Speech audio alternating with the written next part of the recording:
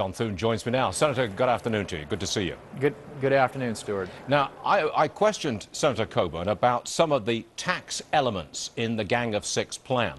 It emerges that he would consolidate income tax rates into three brackets, lower tax rates, and also reduce corporate income taxes. I said to him, I think that's a huge attraction for conservatives. Do you find that attractive? Absolutely. That's one of the, I think, really best-selling features of their plan is to reduce marginal income tax rates on both businesses and individuals, which we believe is going to be really key to get the economy growing again and to get jobs created in this country. So there are elements of that plan that all of us are reviewing. Clearly, like anything, the devil is in the details, and all of us want to know more about the particulars. They just unveiled it today, but that is certainly something that we believe would be very, very important if we're talking about economic growth and job creation, and that's what I think most Americans want to see us focused on. He also told me that there will be $500 billion worth of immediate spending cuts. Again, that would be pretty attractive for most conservatives.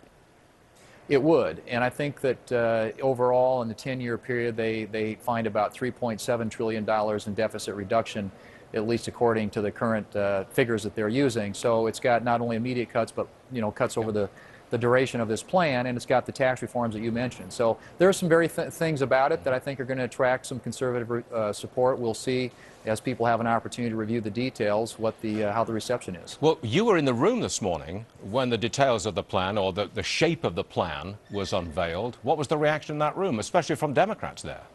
Well, I think for the most part very positive. I think a lot of people are looking for something to be for. And there is going to be a vote today, as you know, in the House of Representatives on cut, cap, and balance, which we're going to get a chance to vote on in the Senate, which I think would be more representative of where most of us as conservatives would like to come down. But there was a favorable response this morning among the 40 or so senators who were in the room when I was there to this Gang of Six proposal.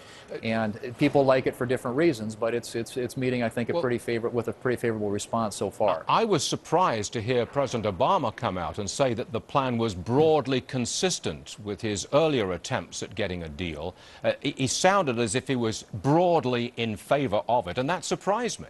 I was very surprised to hear the President of the United States, who has always wanted higher tax rates, supporting a plan which has lower income tax rates and lower corporate tax rates as well. I was surprised, were you?